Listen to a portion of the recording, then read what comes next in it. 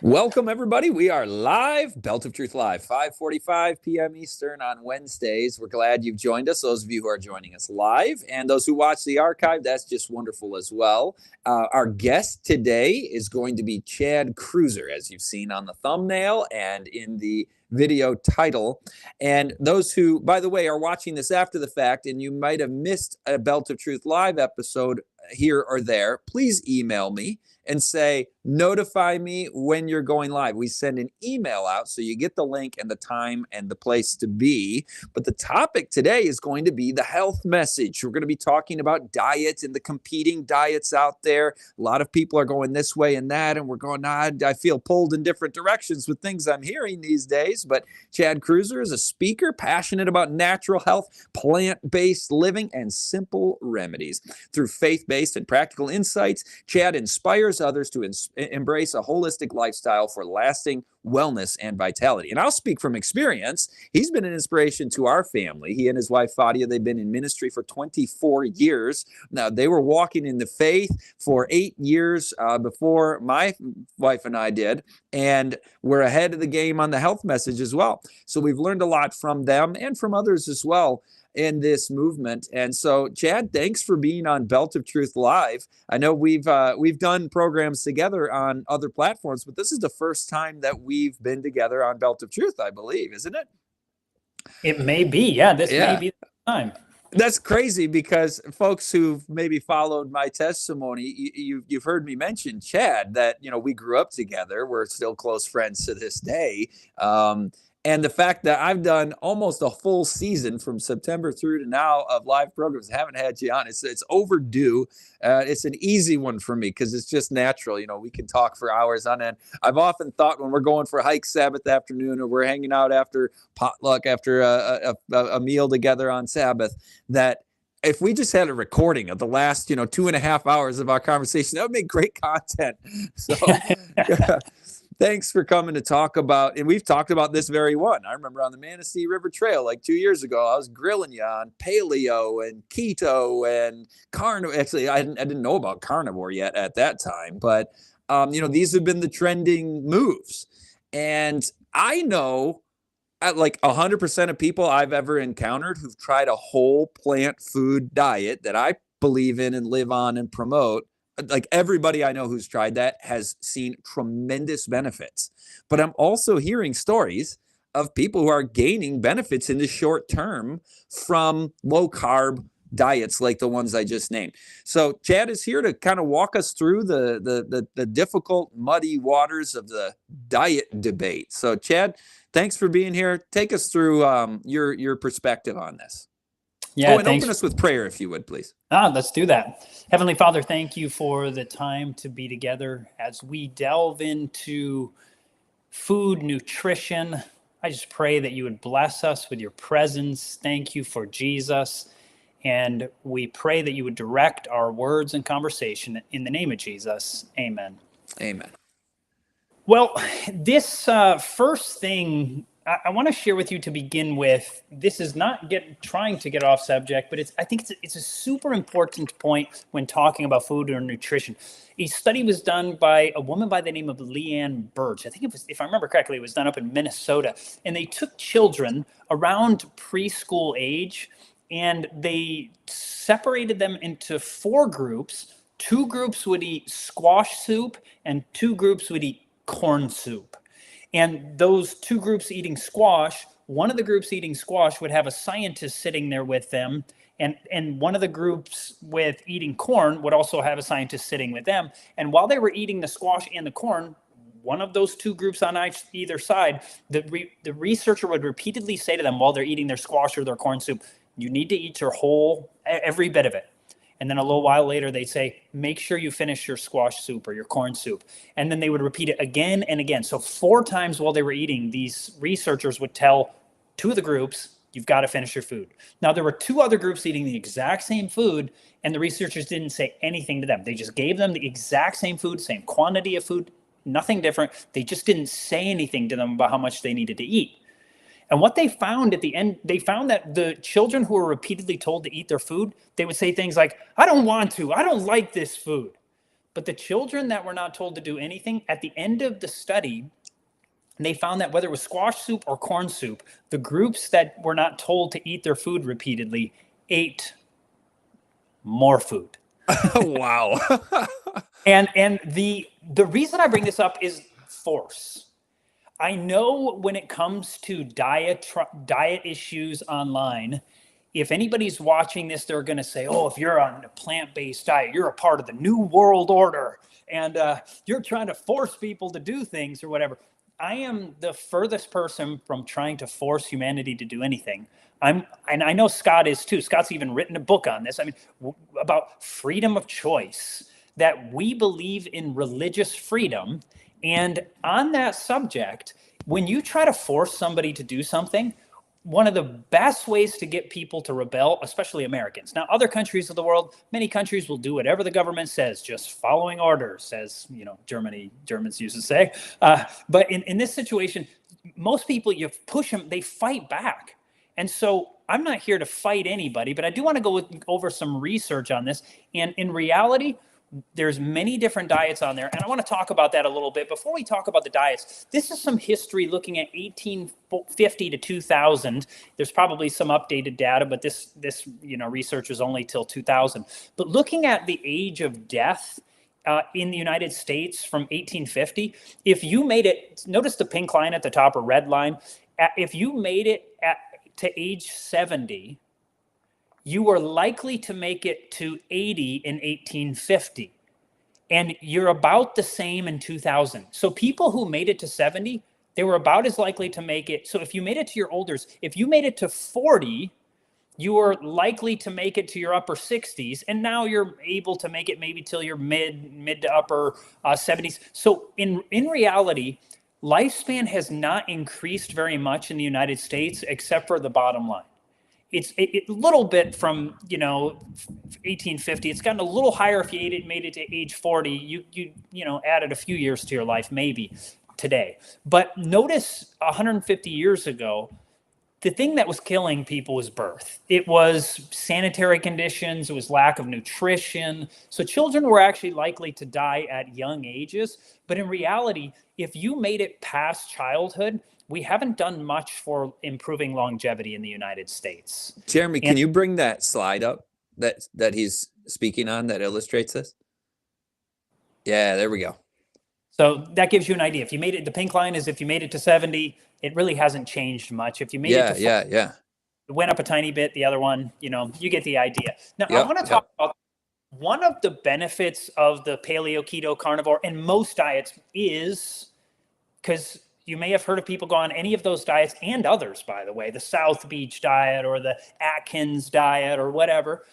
Very few diets do you hear people go on and say, it just didn't do anything for me. Most diets actually have a benefit, or nobody would do them, right? I mean, that's just a reality. But one of the benefits of these particular diets, like generally paleo, keto, carnivore, it's whole food.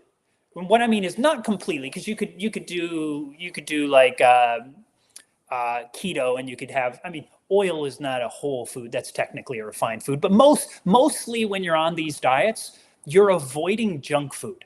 And that's a total benefit to most diets out there. Other than if you're just calorie counting, like you could eat Twinkies and lose weight if you just don't eat very many and you don't eat much food. Yeah, anybody could lose weight doing that. But you go on to paleo and you're eating whole, unrefined foods, and that's very beneficial. Keto, you're eating mostly whole, unrefined foods, other than maybe things like oil. But in general, you're eating maybe butter. Not quite. That is a refined food. But but you're at least getting rid of candy bars and junk food and these kind of things. And so that's a benefit. Carnivore, you're eating zero. If you're truly eating carnivore, you're eating zero refined food. And so all of those things, if you block out any large scale, if you go totally whole food, plant-based, you're blocking out a bunch of food. Any diet where you block out a bunch of things, you're going to lose weight. You're probably going to feel better. So that's one of the benefits to dieting.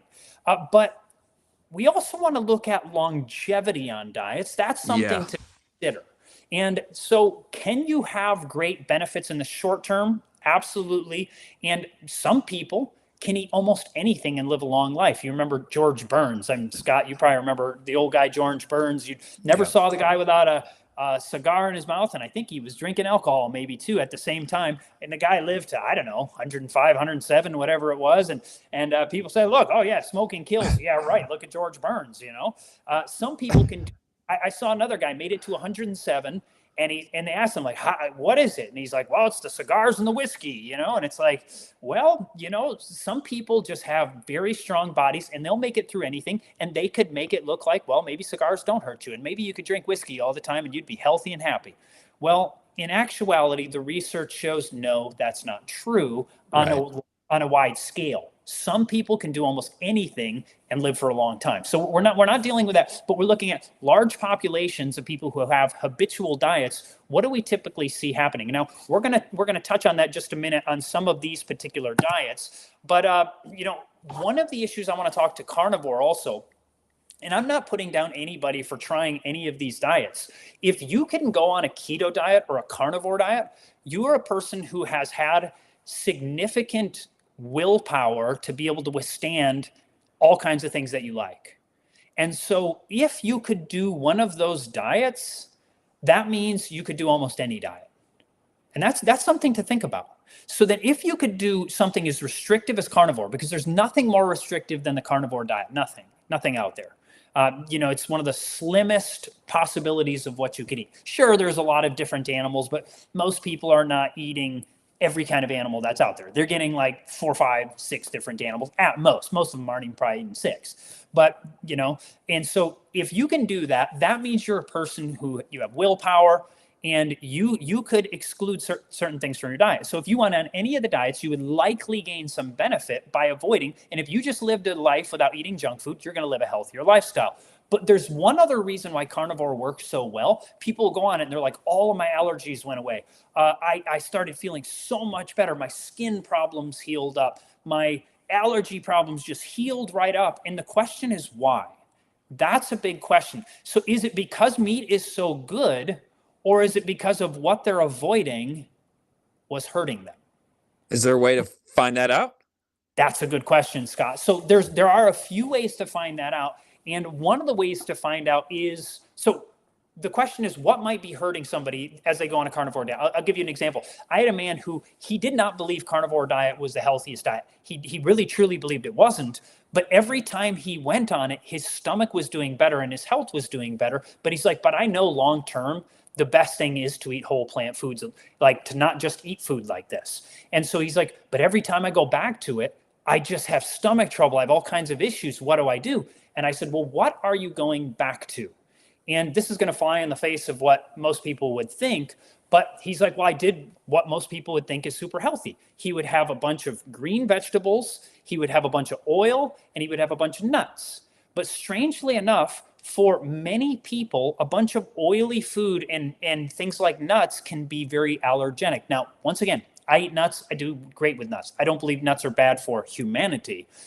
For people who have very sensitive guts, they're one of the things that are more common allergens. So he's diving right into foods and things like refined oil. It's not a sin to eat it, but it retards digestion. And people who have feeble digestion end up often having stomach trouble when they go to, just having salads and things all the time and nuts and so forth. And so I said, why don't you try cutting that out? Try eating some foods that are easier to digest, like fruit. And to begin with, when you go back to it, don't eat any raw. This is the opposite of what people think. They would think, no, go right to raw. People who have inflamed stomachs, imagine if you cut your arm or your hand. Imagine right now, I just cut my hand and it's all inflamed and it's cut open. What would feel better? This is just what would feel better if I rubbed some raw kale across it or some cooked, soft, warm kale over it? Oh, I just had some of that at dinner. Which one? It's good stuff. Was it the raw or the... Oh, the soft. Yeah, no, I don't eat raw kale. I can't eat raw kale. I mean, boy, I'd rather I don't fast. like raw kale myself. Some people do, and if you can handle it, more power to you. But I found that many people with what I would call feeble digestion or weak digestion, a bunch of this roughage that is in its raw state, it grades against, they have literal inflammation to their intestines. And so doing these kind of things or the stomach, it can be actually hard on them. So when you first go back to it, and you cook your foods. And sometimes when people are very, very sensitive, in the beginning, they even cook their fruit. And as they do this, they will often find, if they're not eating foods they're allergic to, will be easier to digest. Their body will slowly start to get used to the fiber, which is beneficial to them. And over time, they'll be able to start handling the fiber, and they can go back. And the guy contacted me, I don't know how many weeks or months later, he contacted me and said, it's working now. Thank you. And so I'm not insulting anybody for going on a diet like that. I get it. If you're having trouble digestion all the time and you do this and you're like, this is the best thing in the world, why would I do anything else? And it may be because of longevity why you might do something else. And so yeah. Well, I want you to get to that, Chad. And while you're talking about fiber, we know how good fiber is for you. And then some people kind of have to go back into that step by step through fruit, easy to digest food. You like sweet potatoes. Do you even recommend a guy like that or somebody else with trouble digesting peel the sweet potatoes, not eat the peels? Is that part of the... Yes, good point, Scott. And I would actually, yes. And the most, so if you're a carnivore, you are a person who, like I said, can handle super restrictive diet. Now, I'm not saying the most restrictive plant-based diet when somebody has all kinds of gut issues is a temporary, not long-term, a temporary sweet potato diet, actually.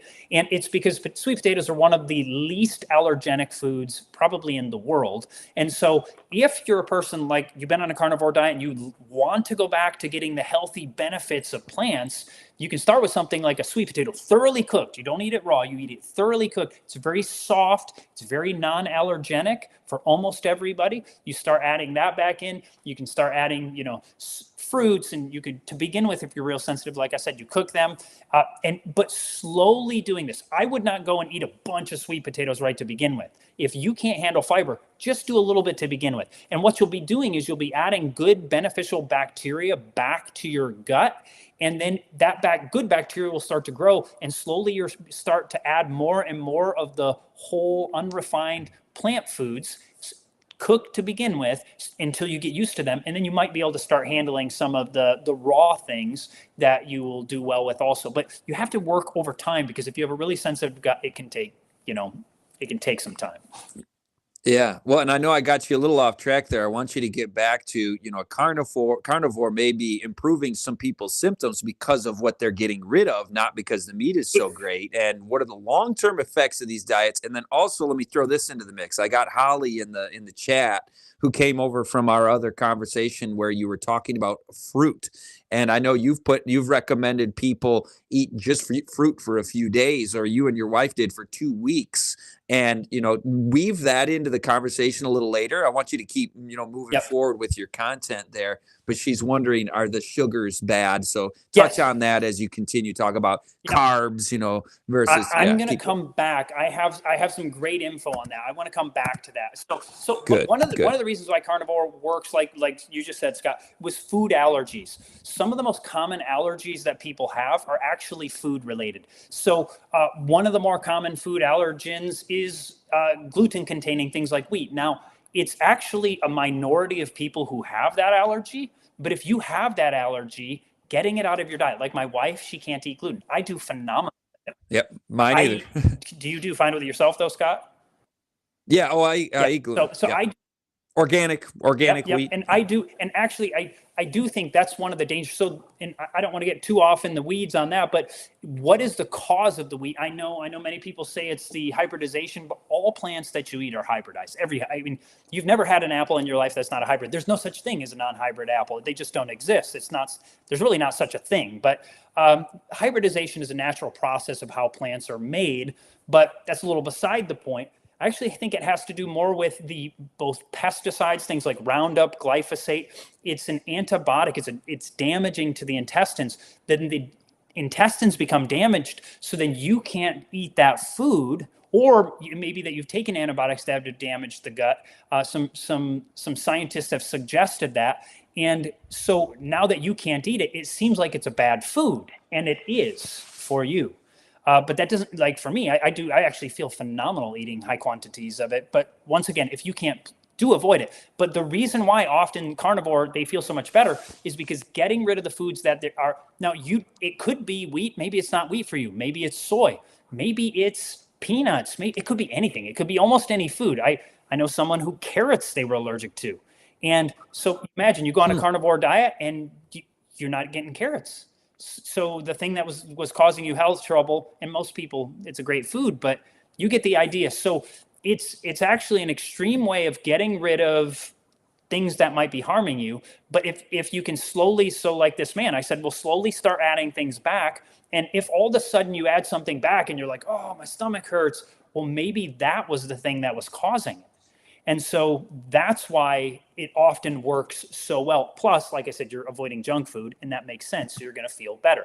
Now, I want to clarify, I have a bias. Everybody has a bias. So for instance, if you're a standard evolutionist, you might say, well, I'm into paleo or I'm into carnivore because I'm a caveman. Well, we have very few cultures through history were carnivore. It's not a very common thing. You had some people that were close to it, like the Inuits, short-lived people like the Inuits. And I'm going to get back to that in a moment. But we have very few truly carnivore. Mostly people were omnivores through history. And we do have some plant-based culture throughout history also.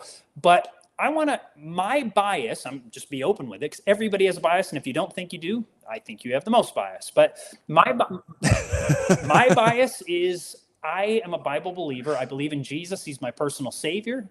And because I believe in the Bible, I actually believe in the story of the Bible. And I don't mind people mocking me for that. It's, it's okay. I get it. It's strange that you would believe in a book and believe in God like this, but God's changed my life, and I'm not ashamed of that. And I actually believe the story is true. And I believe that mankind initially did agriculture, that he was initially not a caveman. And so my bias leads me to say something like paleo is inaccurate. Have there been cavemen? Yes, there are cavemen today, basically. There are men who live with, in the wilderness and have no, electricity and so forth. So there are people like that today. But I actually believe that's not the way we were created, that we were agricultural in the very beginning. And so and plant-based foods were the original food for humanity. So if they are bad, that would be evidence that the Bible is not true. But I'm a strong believer in the Bible, and I don't believe they are bad. Once again, if you have allergies, you want to avoid certain foods. I would get that. So going forward, I want to share with you one of the most extreme diet challenges. Speaking on keto versus low-fat plant-based diet, exact opposite diet. This was what's called a crossover study. And let me explain what a crossover study is. A crossover study is, let's say me and Scott and all of you listening, we're in a study. Let's say there's 100 of us. And they divide us into two groups. Group A will start on the keto diet, and Group B will start on the plant-based diet. And you'll eat that for a while, and then you will switch. And you will eat the exact opposite diet. So if you were eating the keto, now you'll go on the plant-based, and in the opposite side, the plant-based will go on the keto. So that everybody does both diets, so you can see how it affects everybody. Because what you could do is, if you just do two sides, the plant-based diet and the keto diet, you'd say, well, this worked for them, but who knows? Maybe that would work better, or vice versa. You don't know. But if everybody does both, then you get an idea how it impacts everybody in the study. A crossover study by the National Institutes of Health looked at the impact of an ad libitum high-fat ketogenic diet. What's ad libitum? That means to eat till you're comfortably full and nobody's telling you, oh, don't eat, or only eat this many calories. It's just, here's the food, eat as much of it or as little of it as you want. And so it was high-fat ketogenic diet. By the way, ketogenic diet, what happens is, for those of you who don't know, I imagine now most people know what a ketogenic diet is. It's a very high-fat, low-carb diet. And our body, instead of over time, can transition from burning carbs, which is the normal fuel for our body, it can transition to burning ketones. And so it's basically burning fat for fuel.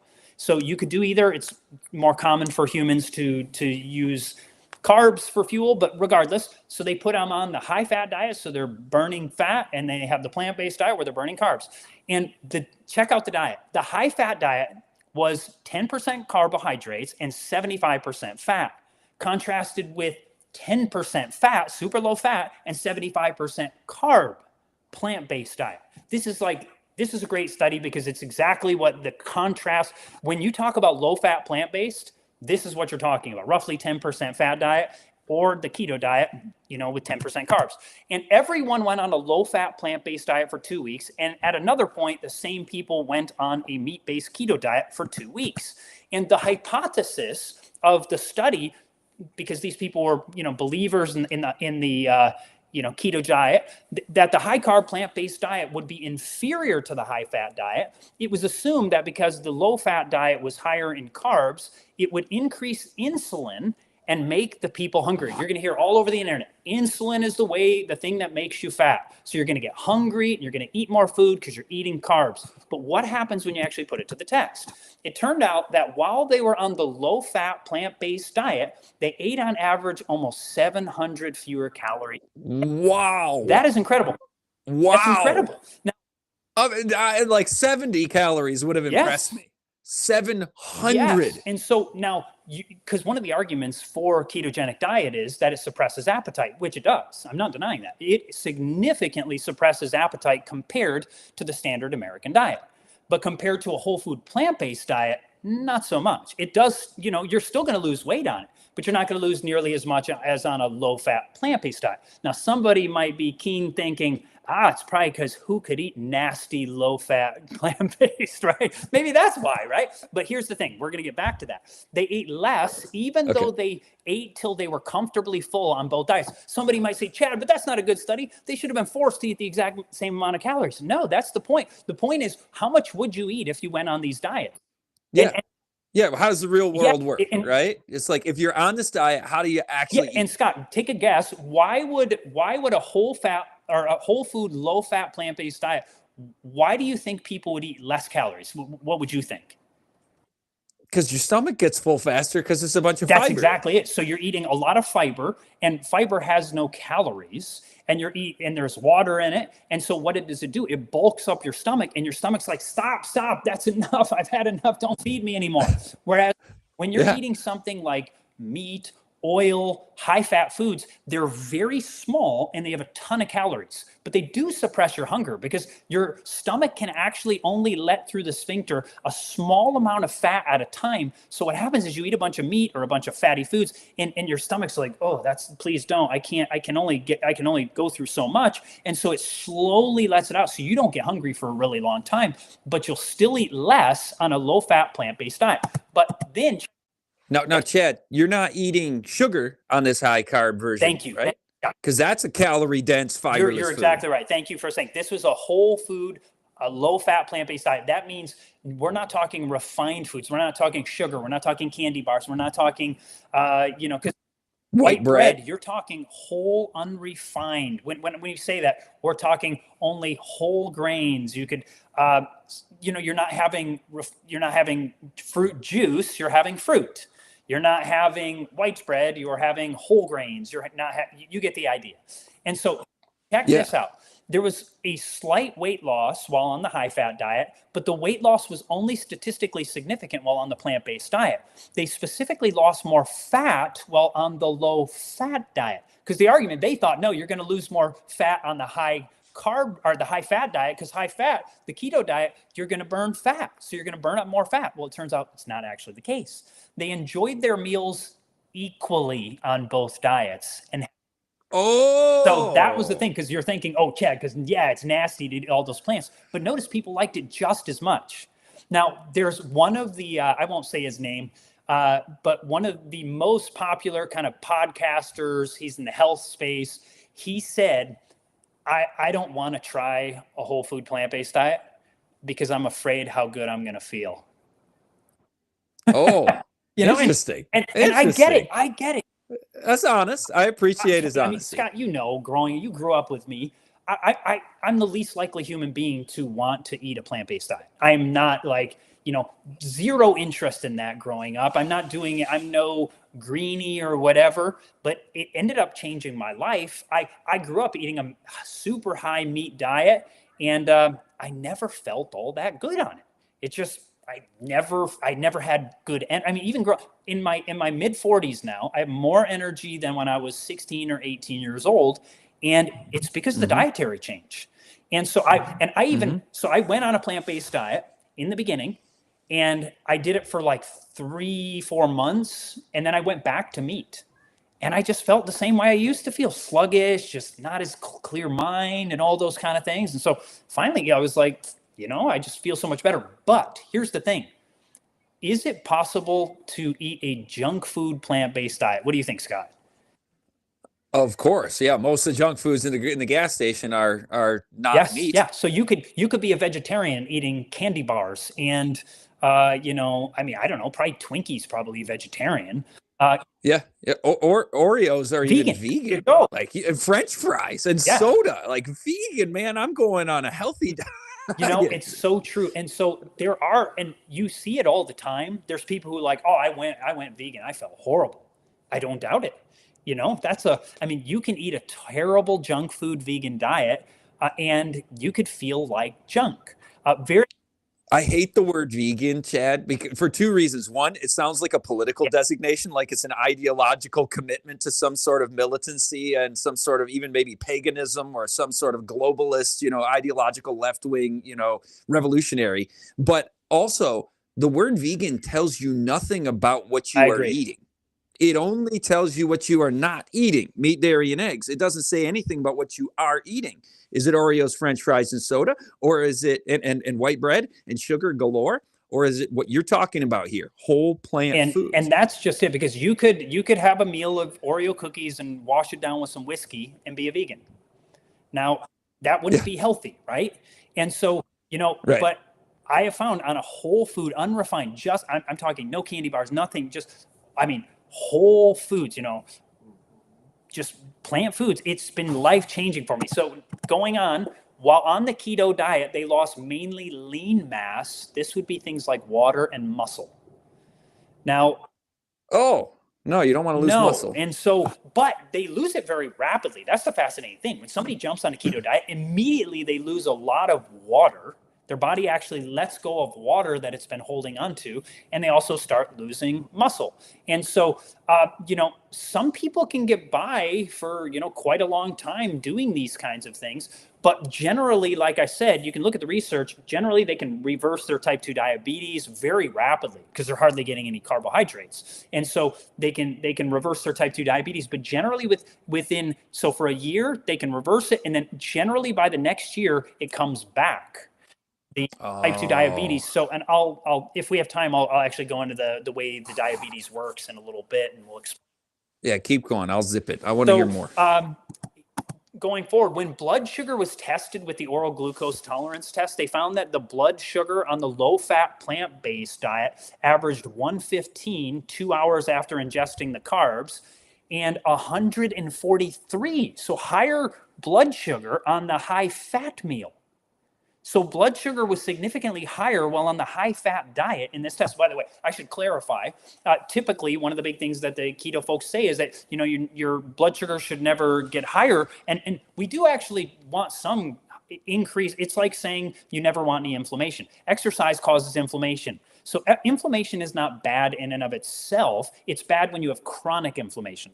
But you get, you know, you inflame your muscles. You do certain things to your body when you have strenuous exercise. But that's good. It actually causes healing. When the body heals, your muscles grow back stronger. And so we don't want super high blood sugar spikes either. But there is a level of increased energy, and many people on the keto diet find that they're sluggish, they're tired because they're maybe not getting quite as much as they would like, and their bodies just they can also have one of the things that a lot of fat can do to the blood is they actually call it sludge blood. And if you watch a video of it, it's incredible. The blood just like just kind of moves through like a river full of thick mud rather than.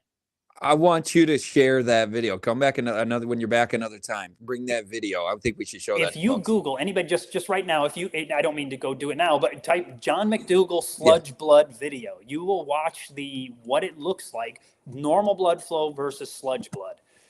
Going forward, this is why the Okay. low fat diet has been so successful at reversing diabetes and weight loss. Weight loss is one of the greatest factors in type 2 diabetes. This is also the diet used by both Esselstyn and Ornish to reverse heart disease, meaning the whole food, not vegan, because vegan can be junk food. Vegan could make you fat. Vegan could make you unhealthy. But we're talking about a whole food, unrefined, plant-based diet. Now, the exciting thing is that on the keto diet, you lose weight super fast, but the bummer is that it seems to consist mainly of water and muscle, and you're more prone to retain the fat. Now, yeah, we already touched on this. Why do people feel better on a carnivore diet? They're getting rid of junk and they're probably getting rid of. But here's the other thing. when we look at refined grains, we're talking white bread. 95% of the grains Americans eat are refined. So you go on a carnivore diet and you're not getting all this junk refined food in your body. And so your body's like, yeah, this feels better. And so you're associating it with the carnivore diet itself, but it might be more what you're avoiding than that the meat is so amazingly beneficial for you. And that's really something to consider. And let me jump forward. Now, I know the cultures that people typically point to, they point to a few cultures as the apex of either the paleo diet or what they would call carnivore diet. But typically these cultures are not carnivore. One of them is, and we'll touch on that in a moment. But the Maasai, you may see articles like this. The Maasai keep healthy despite a high-fat diet.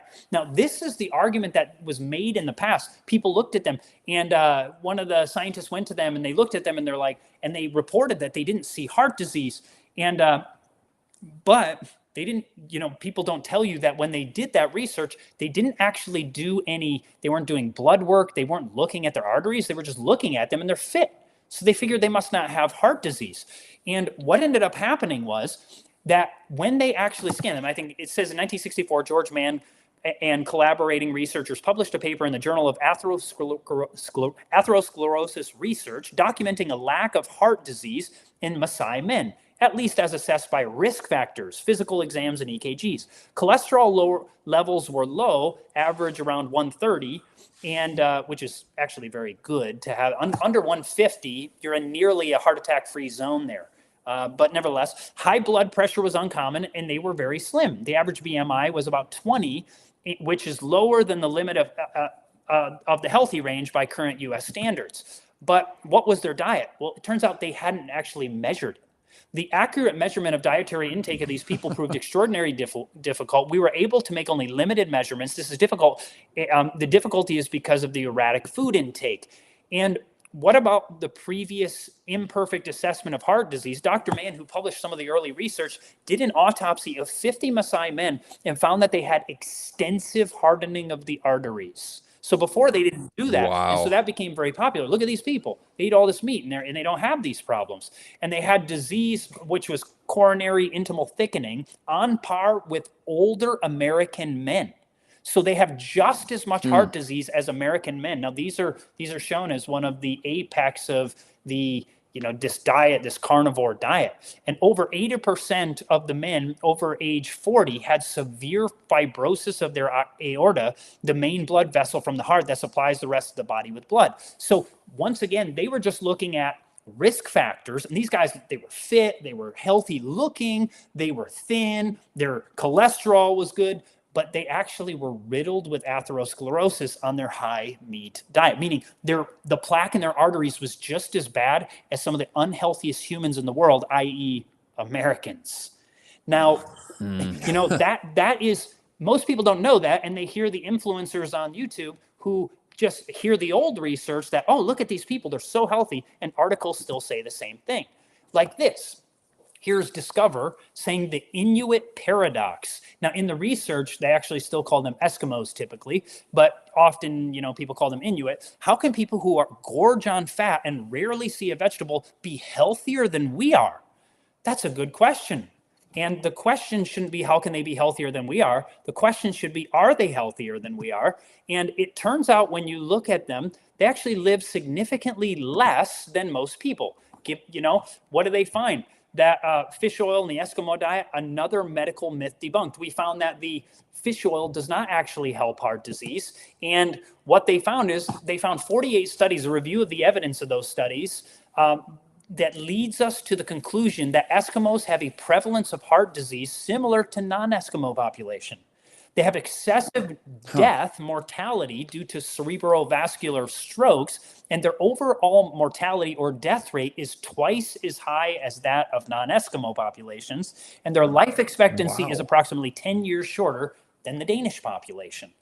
So I don't know how it got popular to look at cultures that are short-lived and put them as a great example of what we should all be striving for, because the research doesn't actually fit that these are the picture of health like many magazines or YouTube videos would say. That's just not what the reality is.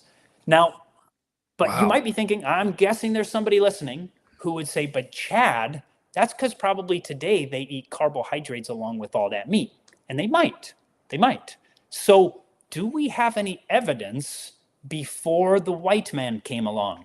And the answer is yes. So there is no Eskimo paradox. This was from National Geographic, June of 1987. So these two Eskimo women, one in her 20s and the other in her 40s, they were frozen 5 centuries in a tomb. So like 500 years. What happened is their little home collapsed on them and they died. They showed signs of severe osteoporosis, and they also suffered atherosclerosis, or hardening of the arteries, before sugar ever came to them, probably as the result of a diet heavy in whale or seal blubber. And so we have evidence that 20-year-olds who are Eskimos eating this high-fat diet were riddled with atherosclerosis, and 40-year-olds. These are relatively young people. And so what it turns out is much of what we hear is simply not accurate. And so maybe we should look at cultures that actually do live a long time and say, well, what are they eating? Are they eating the carnivore diet? Are they eating the keto diet? And the answer is, I haven't found a single culture in the world that is eating a mainly meat-based or fat-based diet that has longevity. And if somebody has one, somebody may say the Hadza, they also don't have long life. I haven't been able to find one, and I'm not trying to cherry pick. If somebody, I mean, they typically point to the Eskimo and they point to the Maasai or the Hadza, none of which actually had longevity. And as far as we know, at least we know specifically when it comes to the Maasai and the Eskimo that they're riddled with atherosclerosis. I mean, with the Maasai on par. Oh, by the way, why did they not have high blood pressure and so forth in the Maasai? Well, it turns out they live at high elevations, and high elevations evidently cause enlarging, that's not the right word, basically, growth to the blood vessels. They actually get larger. And because they get larger, so imagine if your blood vessel is just this size, and it's not really this big, but I'm just giving you an illustration. If you had like this much, plaque in it, it would be full.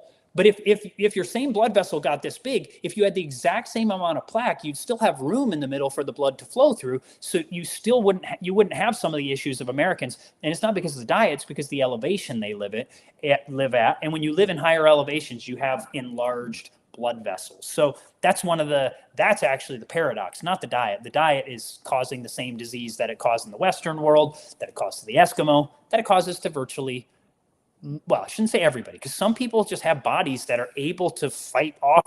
Yeah, as individuals. Yes. But you're talking in studies and in group populations, epidemiological studies, and actually looking at groups of people, you're finding this trend. And I think you were going to transition to who are actually living the longest. What are they eating? Scott. I need you to get me on track. Now, No, I love it. Yeah, I love it. By the way, I got a couple of questions. So if we can save some time for questions too, but keep moving. So, looking at cultures of longevity, I mean, you have certain cultures. It's funny that they're trying to fight and act like these things are simply not true, but it is true. I won't go in. You look into details of people like the Okinawans in Japan having longevity. These people were living until their 90s with great cognition, not losing their memory and so forth. And they were eating a diet 85% carbohydrates. 85%. Wow. Only 6% fat. Now, not all cultures of longevity are that low fat. I don't want to give that idea. You can have a varied macronutrient intake, but I haven't found any that have extremely high fat. I haven't found one, but nevertheless, you have them eating 85% carbohydrates, just 6% fat. Then you have cultures like the Sardinians, you have the Seventh-day Adventists, you have there's a group down in Costa Rica. All of these cultures ate roughly 50 to 85% of their diet was carbohydrate. But once again, that's amazing. Wait, now all of them?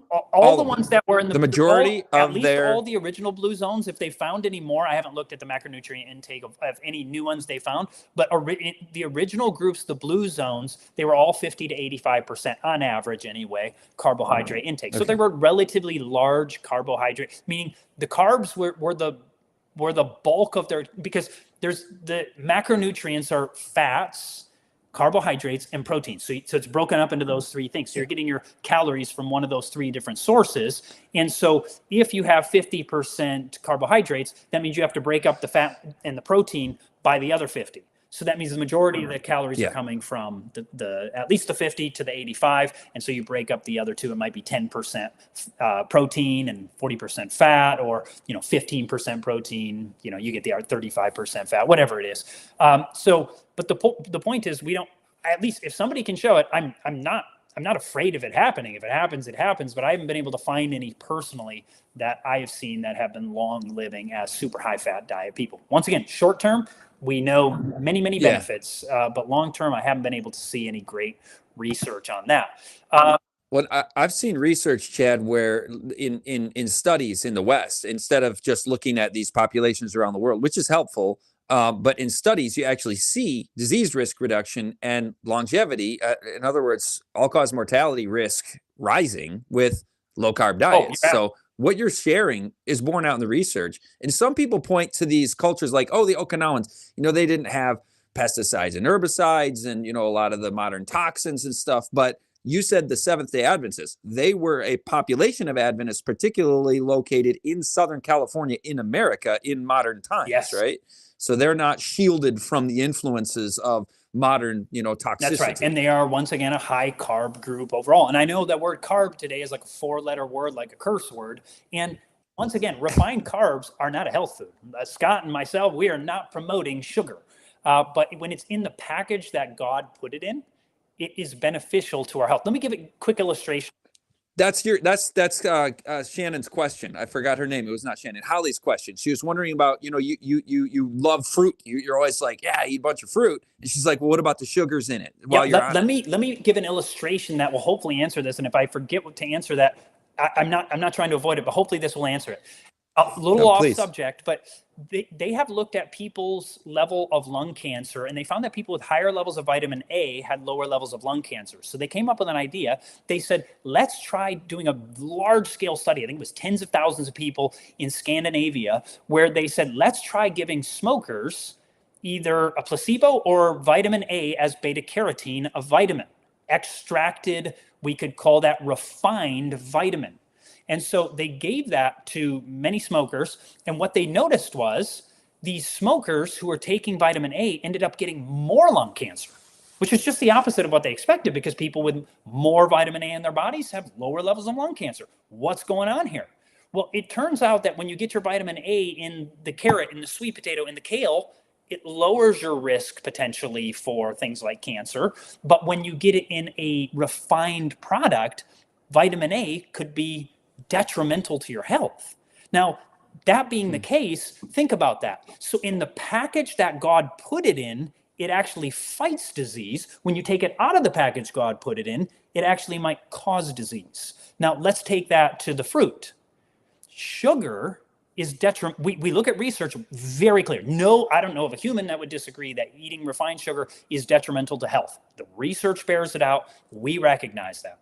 That's what we see. But when you look at people who eat fruit, the research over and over and over is beneficial when people are eating it as a whole food, like eating an apple, rather than apple juice, right?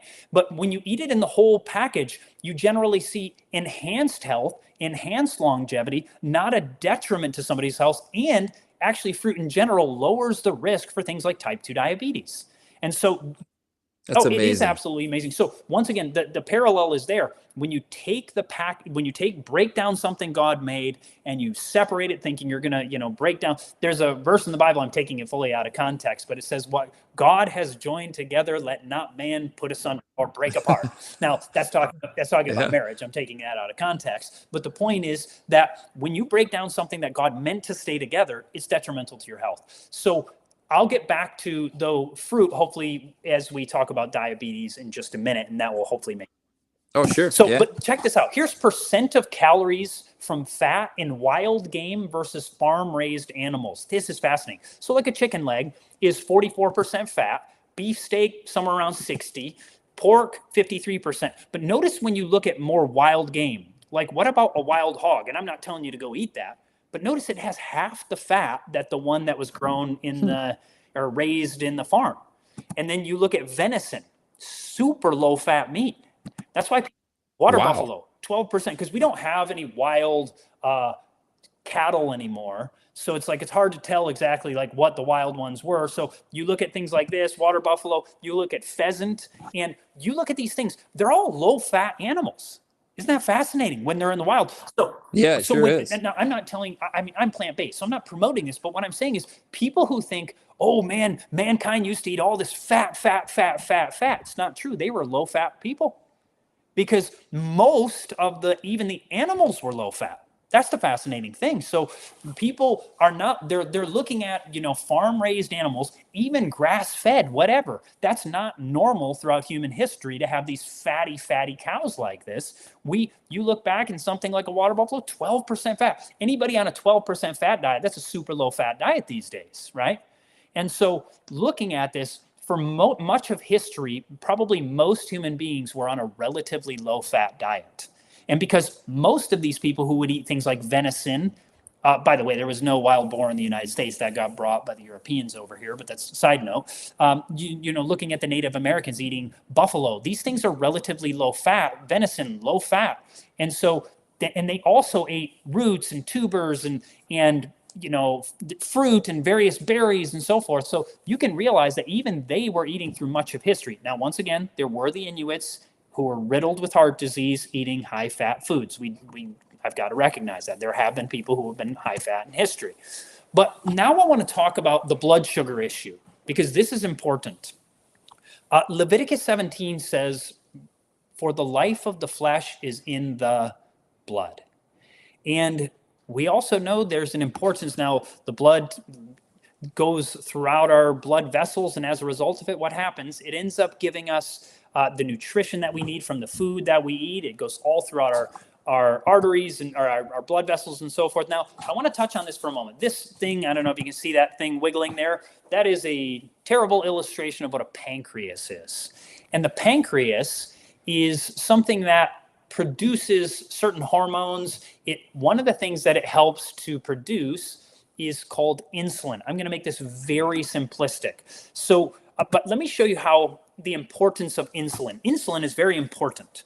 I know a lot of times if you hear the carnivore stories or keto diet, they're going to say insulin is bad and so forth. But Paul Saladino, who is one of the top carnivores, he shares how he was one of the top people. I mean, one of the most popular carnivore doctors in the world.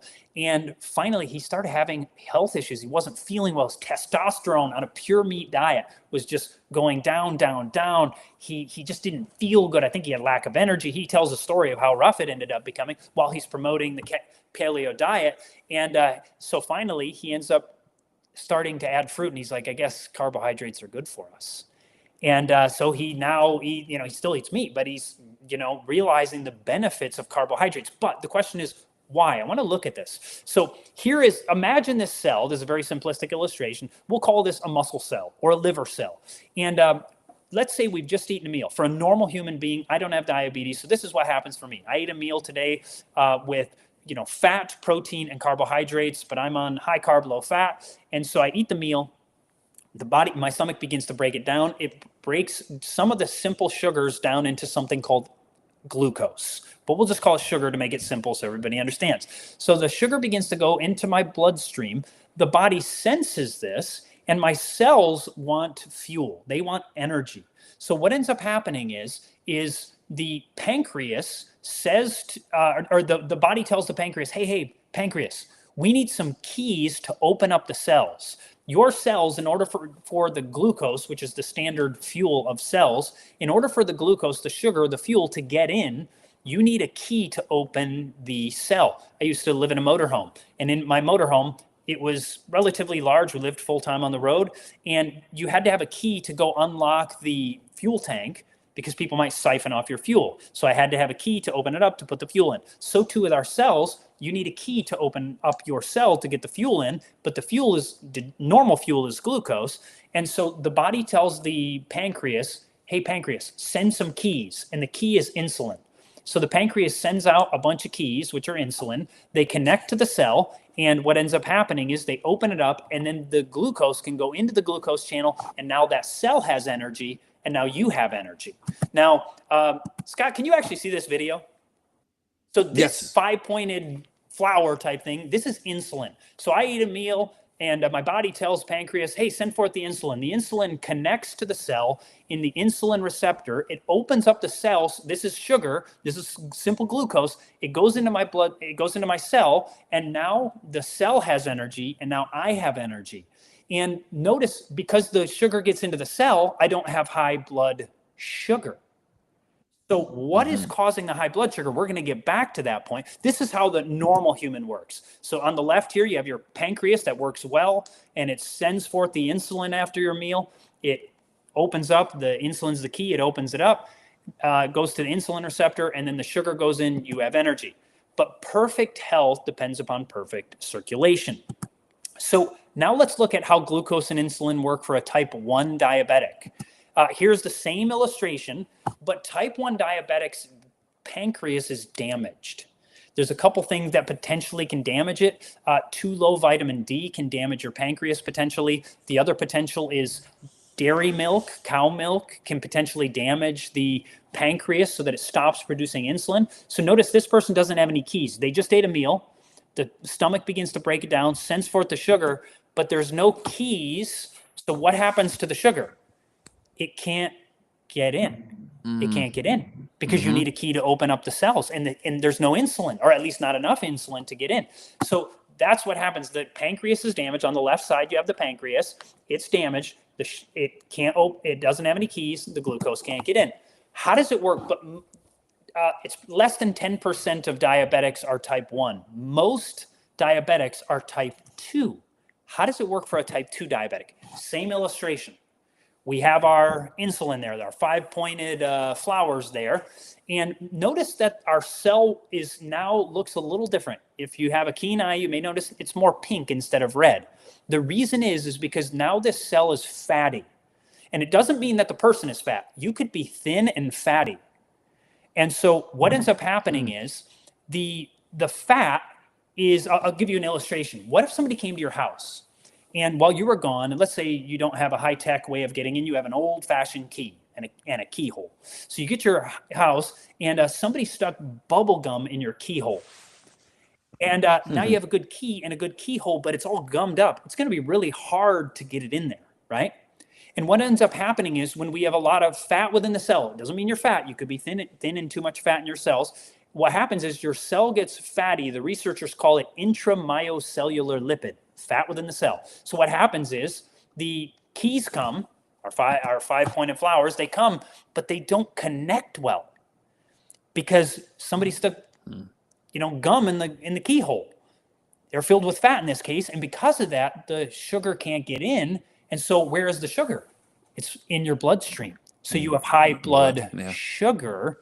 So it is not the carbohydrates in the diet that actually caused the problem. The carbohydrates in the blood are a symptom that your insulin is not connecting to your cells very well.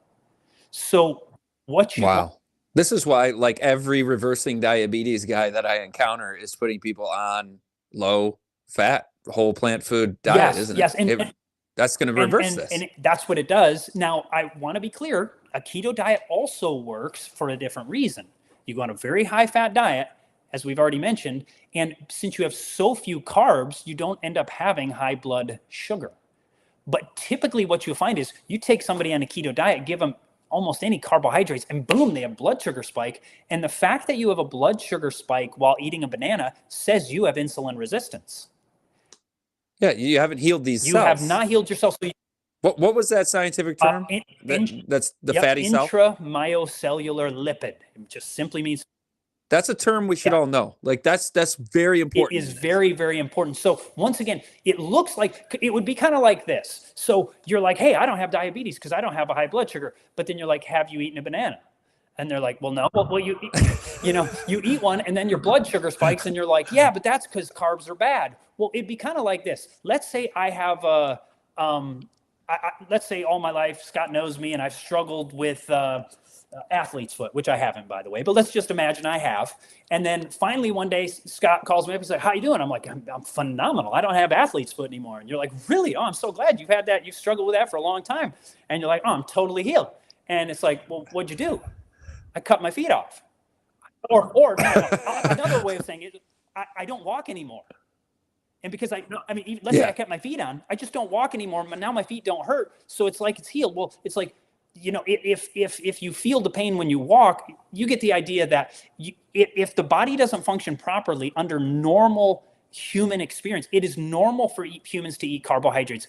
Other than Eskimos, which are riddled with heart disease, you look at even the Hadza, one of these guys, the Hadza are another one of the hunter-gatherers. And this guy was a, carnivore or kind of a hunter-gatherer type, paleo type lifestyle. And so he wanted to go hang out with them for a week or two. And so he's with these full-on hunter-gatherers. And he said, I was basically a vegan the whole time I was with them, except for we ate a bunch of honey. And so he's like, so that, I guess that's technically. He said, well, there probably were some grubs in the honey, but, and so my point is these people, they are hunter-gatherers and often they are gatherer-hunters, meaning when in season, when all the good plant-based foods are there, they're eating tons of them. And in certain seasons, they may end up, once again, there are Eskimos, we get that, but yeah, a little beside the point. So when it comes to insulin resistance, people say, oh, sugar spikes your insulin. It does if your cells are full of fat. And so if you go on a low-fat plant-based diet, see this pink fat in our illustration here, that fat will become metabolized. It will be broken down. And as it gets broken down, it's like you're cleaning out the keyhole.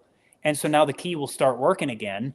And now you can eat bananas, you can eat whole foods, you can eat whole grains, and you're not going to have the blood sugar spikes unless your pancreas is damaged. But that's only a small subset of people. But even the people who their pancreas is damaged, I know people there's guys, they have a website called Mastering Diabetes, a YouTube channel. These guys are type 1 and they go on a super high carb, low fat diet. They tried the high fat thing for a while. And, it might work for a while. And then their blood sugar got terrible because they're filling their cells up slowly with fat. In the beginning, it can work great. But then after a while, once those cells get kind of saturated with fat, it's hard to get the sugar in. So now they're on just the opposite, high carb, low fat diet. As type 1s, they do have to take some insulin because their pancreases are damaged. But because of that, they have to take way less insulin and they can eat tons of carbs and they're not insulin resistant. Wow. And so you got like a year time window where it can mask the problem and then it starts to just continue. And, this is what VI Zion in the chat asked. He says, what are some excellent carbs we can eat? And you just started naming them. You've named fruit, you named sweet potatoes, you've named just whole grains. And, he says, is pasta a healthy carb? And would you say if it's whole grain based? For people who are not insulin resistant, they typically will not see. So there's a doctor by the name of Neil Barnard. And Neil Barnard has done research on this, and they help people reverse type 2 diabetes with whole, unrefined pasta even. Now, I'm not telling you have to do that. Now, if you have insulin resistance, any of these carbohydrates spike your blood sugar. You got too much fat in your cells. But when your body starts to cleanse itself of all that fat in your cells, what ends up happening is something like pasta will not spike your blood sugar any longer. You'll have a little increase of blood sugar, which is normal and healthy after a meal, but it won't spike and cause damage to the blood vessels into your nerves and so forth throughout your body. It will just give a gentle increase of sugar and give you energy. You'll be able to use that energy and be healthy and long living like the cultures. I'll give you here's a great example. So yes, whole foods. Now, if you really still struggle with high blood sugar issues, one of the ways to do it is to eat if you want to eat your grains, if you want to be the most extreme, ultra healthiest to lower blood sugar, you can eat so for instance, like instead of quick oats are more likely to spike your blood sugar than something like old-fashioned oats.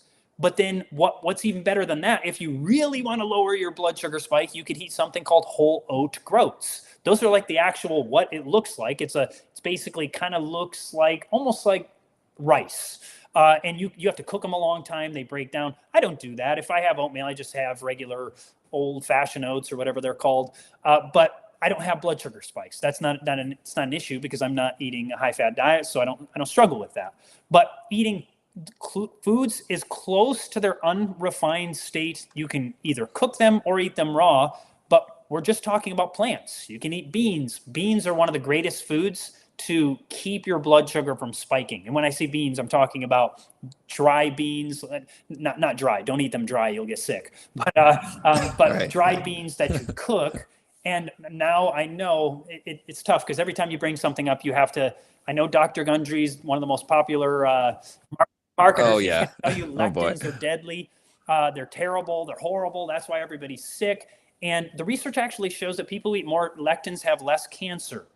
Now, you don't want, and do you know how to almost eliminate completely lectins in your beans? All you got to do is cook them. It's not that complex. And nobody eats raw, dry beans. So it's kind of a non-issue, but he made it look popular and people are terrified of it. But in reality, now, if you struggle with beans, avoid them. If you never eat them and then you eat them, you'll probably get gas. But if you eat them and then you eat them a couple days later and a couple days later, your body will start getting used to them and you will have less gas. Well, right in the beginning, you probably will have it. But if long-term, there are some people that just don't do as well with them. Once again, if you're allergic to any food or don't do well with it, don't eat it. It's okay. Just find things that you can. Yeah. So I won't go in. Yeah. Chad, can I throw in one more question from Please. Sammy here on the whole food plant-based diet that you're discussing? He wants to ask about muscle gain on veggies vegan diet. You want this. A lot of guys might be concerned about, if I'm going to be a soy boy, I'm going to lose some of my muscle mass and testosterone. Now, you already showed us that those who are on the high fat diet lost the lean muscle. So great when they were losing weight. But how about just in general?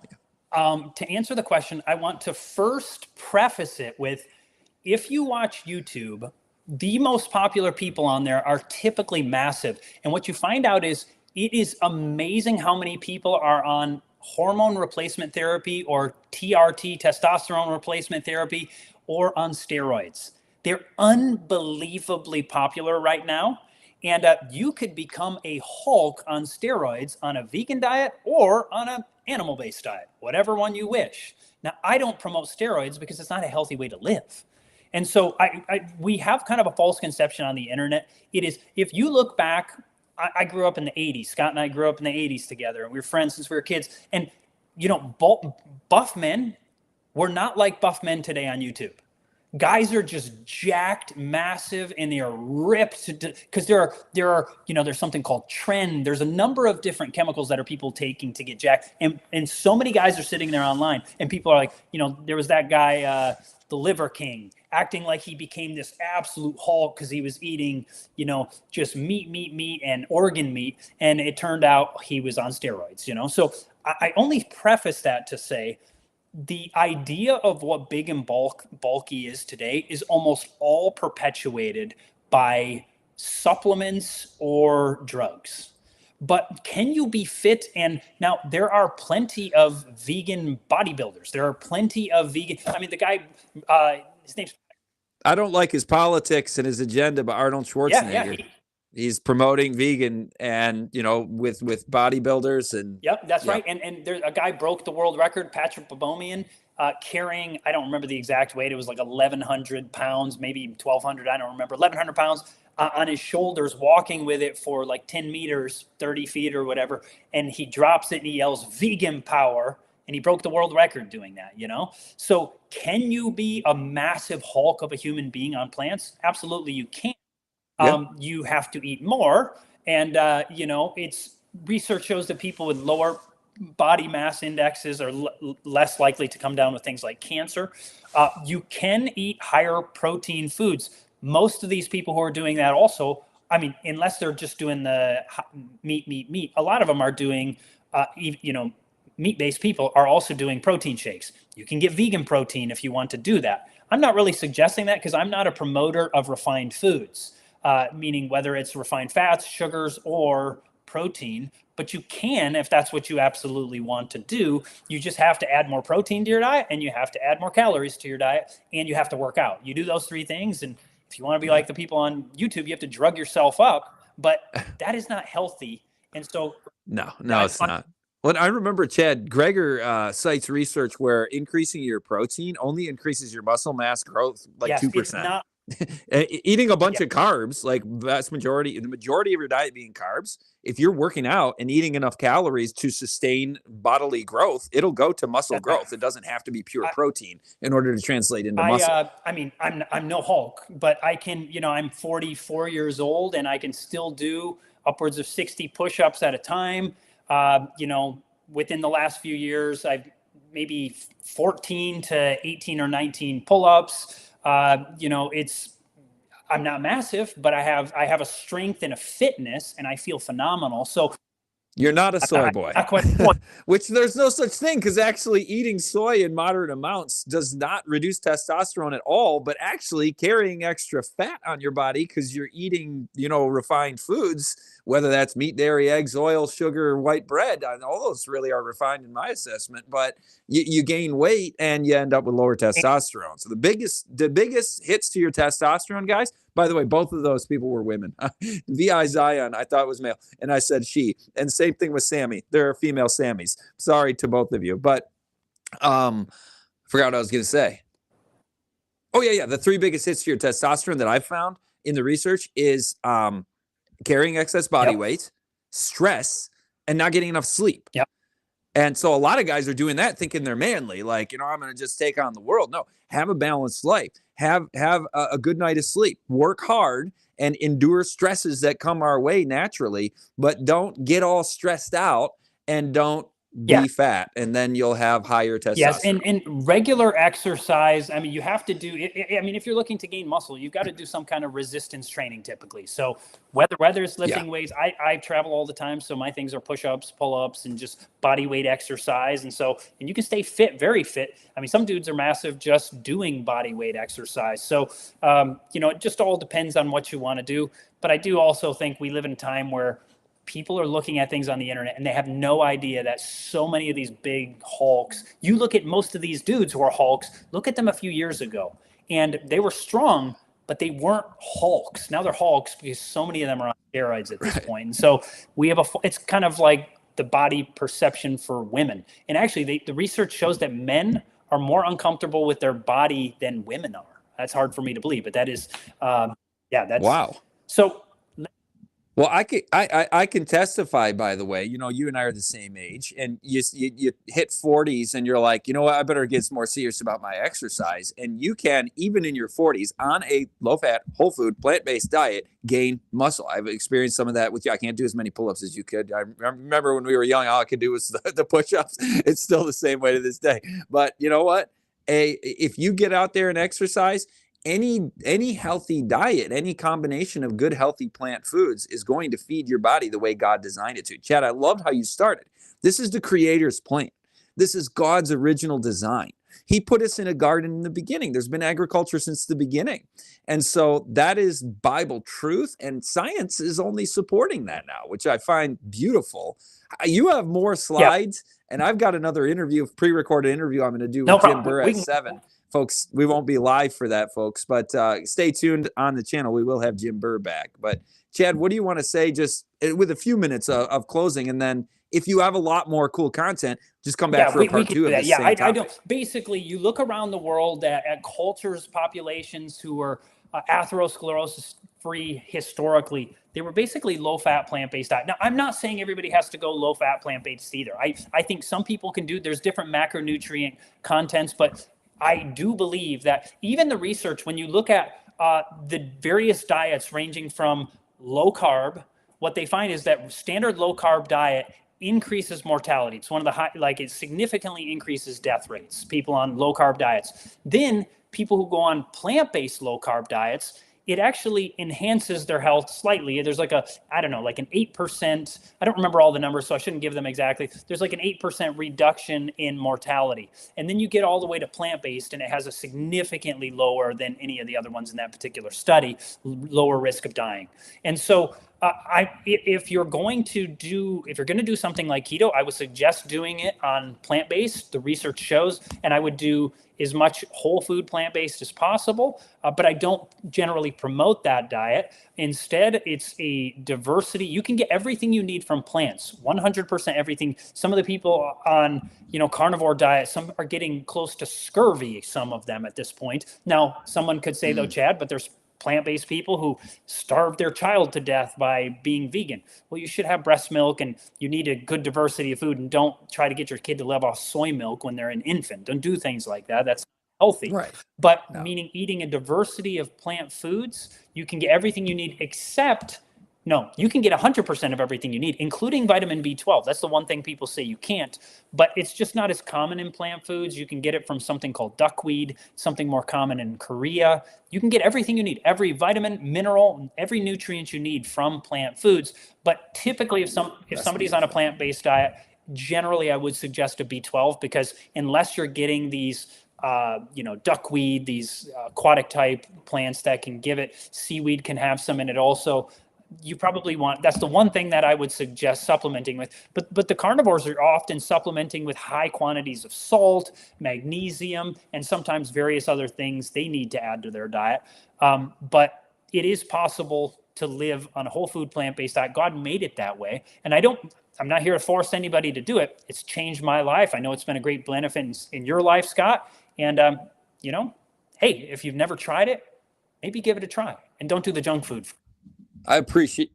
Yeah, exactly. Yeah, everybody get off the junk food. Give this one a try. And I appreciate, Chad, your mindset on this is not a message about, civil reforms and political agendas and some sort of force. That is so important, that we recognize people's individual free choice as free will agents, image bearers of God who've been created with the power to choose. That's right. And to try. To like Daniel and his friends, hey, let's try this for 10 days. That worked really well, the first randomized controlled trial in history.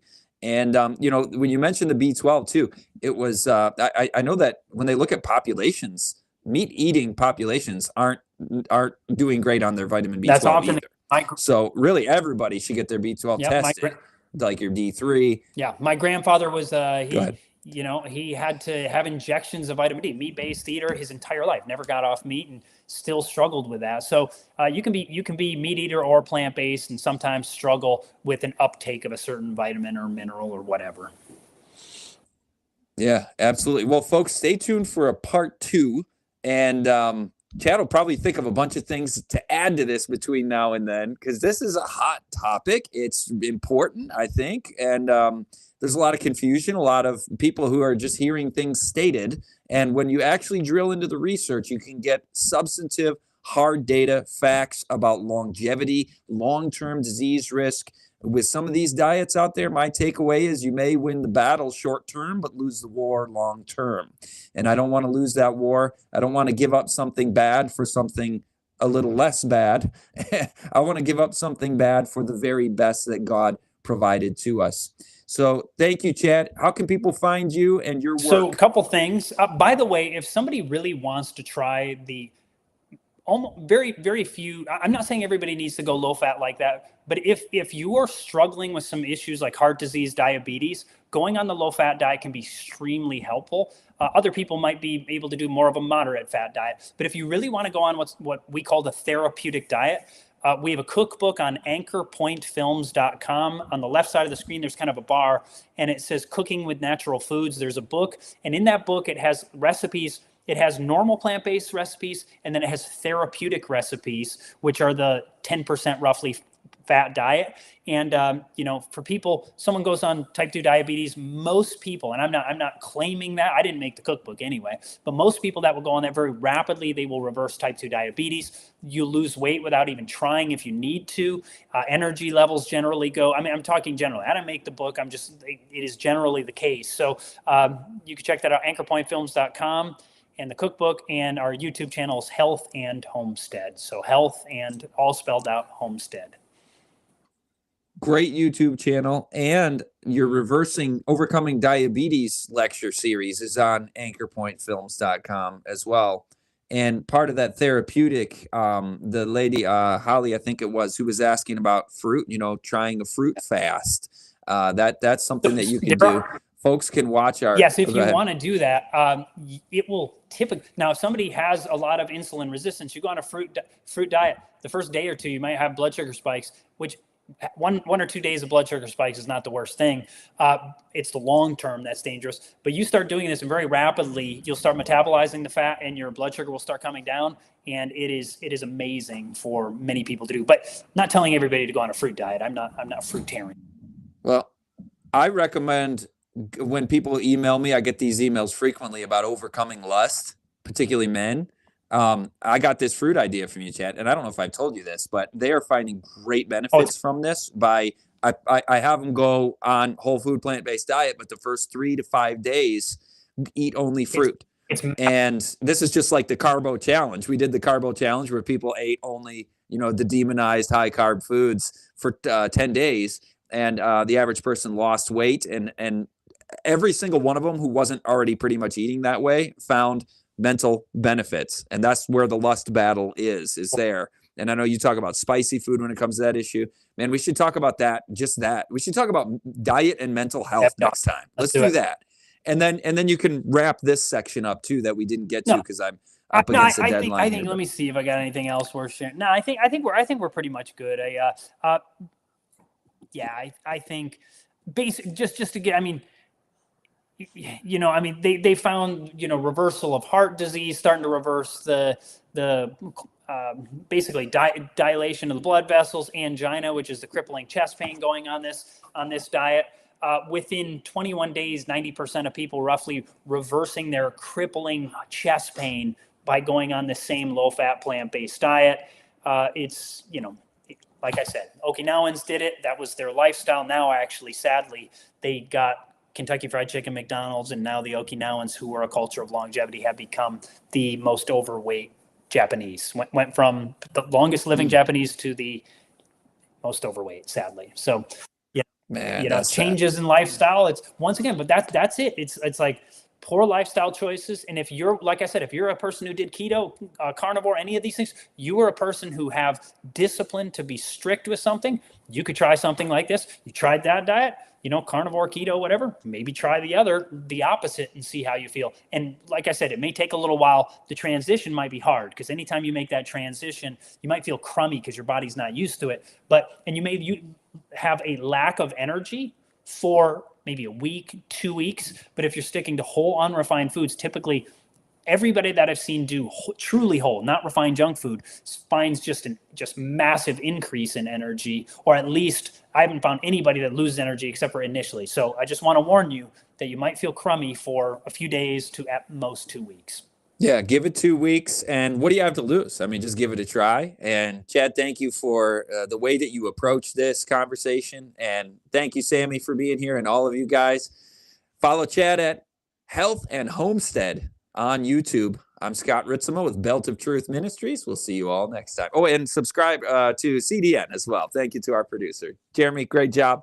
And you can follow them over there at that QR code. We'll see you guys next Wednesday, 5:45 p.m.